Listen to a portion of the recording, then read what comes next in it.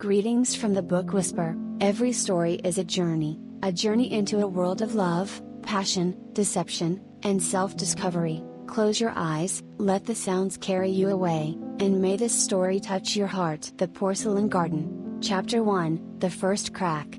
Maplewood, New Jersey, was the kind of suburb where the most scandalous event was usually a poorly pruned hedge. For Amelia Reed, life was a series of perfectly curated vignettes. She owned the Gilded Lily, a boutique specializing in delicate porcelain and vintage lace, a business that mirrored her own aesthetic: beautiful, fragile, and expensive. Her husband, Oliver Reed, was a partner in a respected family dentistry practice, a man of quiet routines and predictable kindness whose touch had become as routine as a 6-month cleaning. Her sanctuary was her circle, Sophia, her dramatic but fiercely loyal business partner, Charlotte, a sharp-eyed divorce attorney with a heart softer than she let on, and Isabel, the town's beloved, intuitive kindergarten teacher. They were her counsel of war and her solace. Then Mateo arrived. Mateo Silva was a Brazilian-born ceramicist, hired to create a custom art installation for the town's new library. Where Oliver was muted beige, Mateo was a burst of vibrant color and passionate intensity. He had hands stained with clay and glaze, and a laugh that seemed to startle the carefully arranged sparrows in the town square. Their meeting was over a shattered heirloom teacup Amelia had brought to his studio, hoping for a miracle repair. "Kintsugi," he said, his fingers gently tracing the break. "The Japanese art of mending with gold. We don't hide the break, we make it part of the story, the most beautiful part." No one had ever suggested her cracks could be beautiful. To Oliver, they were flaws to be discreetly filled. To the town, she had none. The kiss happened in his sun-drenched studio weeks later, surrounded by the earthy scent of wet clay and the ghosts of unfinished vases. It was a collision of color against her monochrome world. Chapter 2, The Glaze of Deceit. The affair was a secret masterpiece, painted in stolen afternoon hours. Mateo's livery cloth above a garage was a chaotic, creative paradise. He called her Leah, a name that felt like a secret. He adored her collection of sad beautiful things: chipped dolls, faded postcards, single earrings. With him, she wasn't the pristine boutique owner, she was a fellow collector of broken, precious stories. Guilt was a faint, chalky dust, easily brushed aside. Her alibi was Sophia, who was always up for supplier meetings in the city that required Amelia's exquisite eye. The first hairline fracture appeared at the Maplewood Garden Club's spring show. Amelia was presenting an award for Best Floral Arrangement. Mateo was there, photographing the event for the library. She watched him, a private warmth blooming in her chest.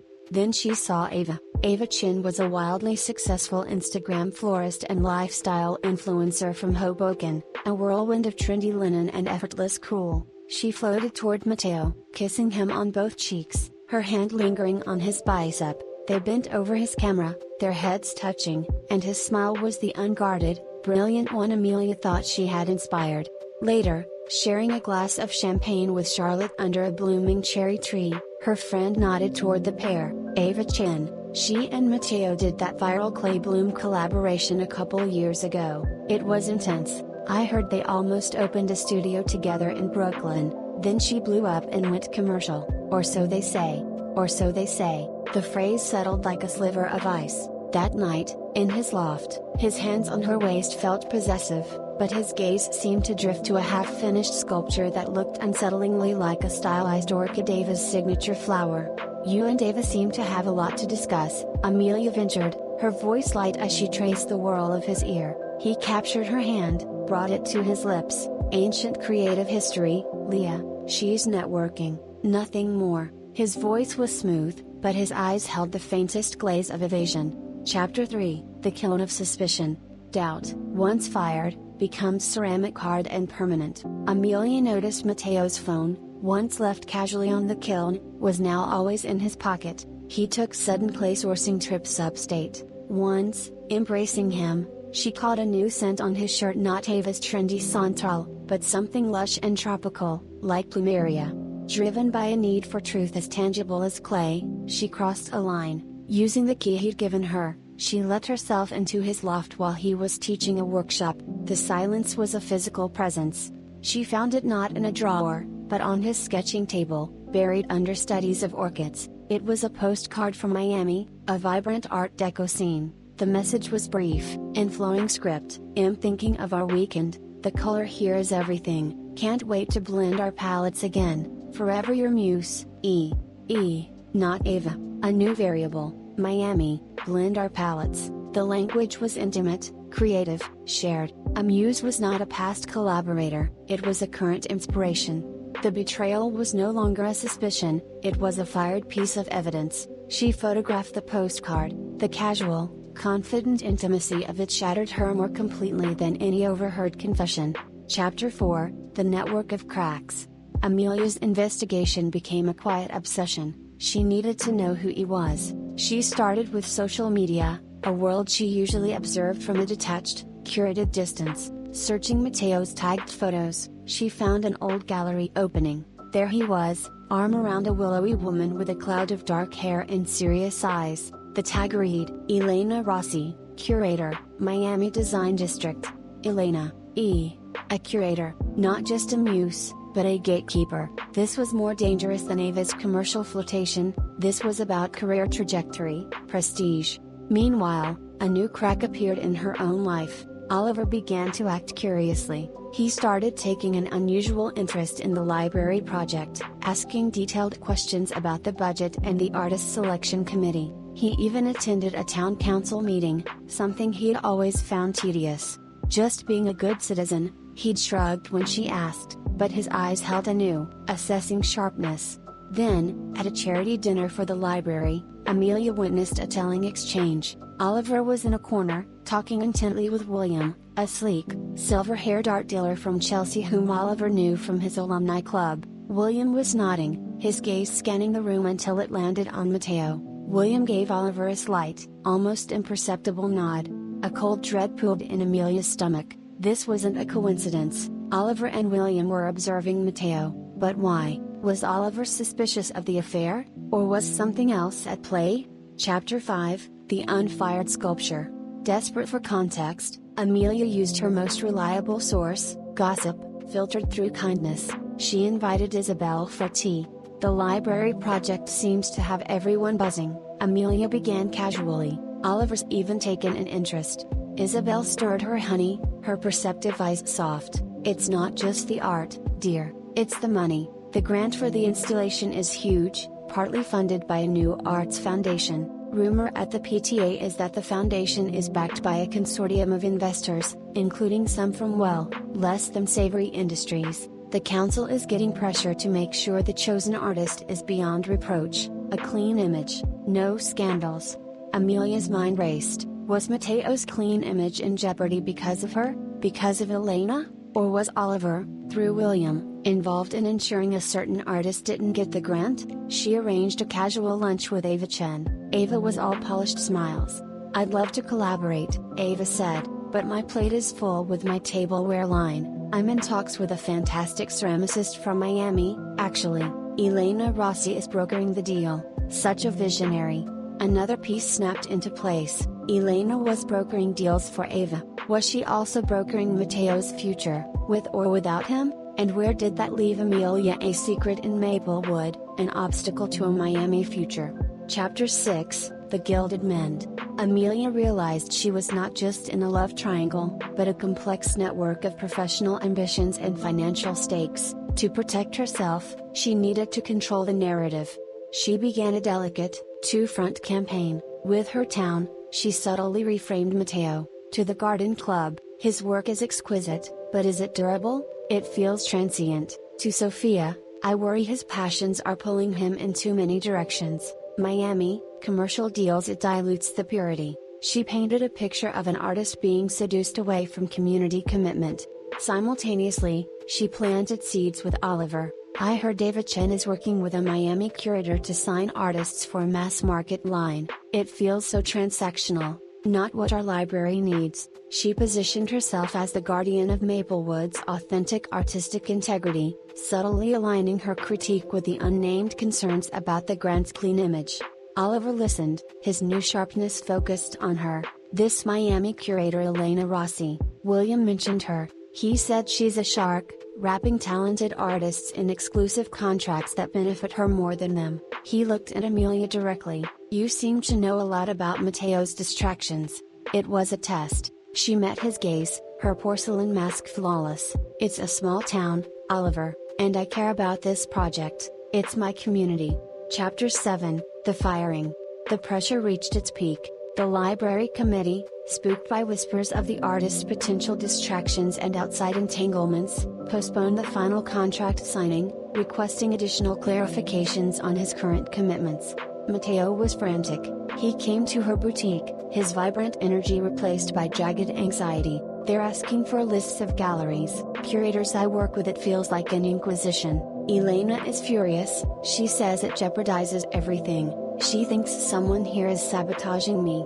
Amelia poured him tea, her hand steady. "Maybe Maplewood needs something simpler, something that belongs here wholly." Her words, meant to soothe, were the final turn of the screw.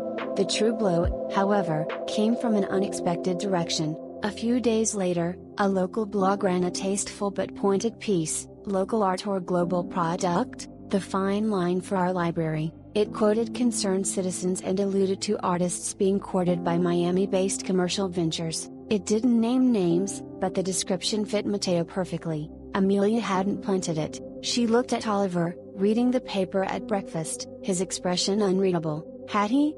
Chapter 8, The Cooled Piece.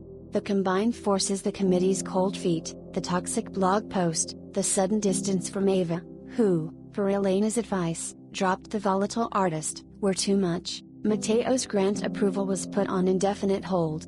He came to say goodbye in his now silent loft, boxes everywhere. "Elena says I need to cut my losses, come to Miami, rebuild under her guidance. She says this town is a dead end."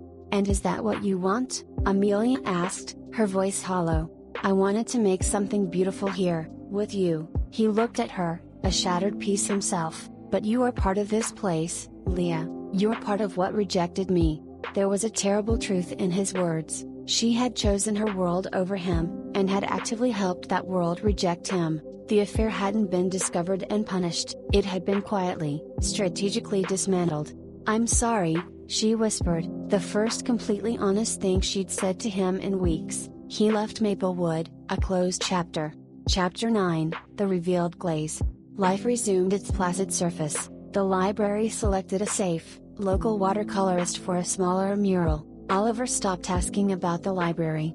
A month later, a thick envelope arrived for Oliver. He was at the office. Amelia, her curiosity a live wire, opened it. It was from William, the art dealer. Inside was a brief thank you note and a copy of a signed contract. The contract was between William's gallery and a young sculptor from Philadelphia. Scribbled in the margin of the note, in William's hand, was, "As discussed, the Maplewood problem is resolved. Rossi's pet is back in Miami, and our guy got the Philly commission he wanted. The grant will be reallocated next fiscal year to a more amenable project. The foundation is pleased. Drinks soon."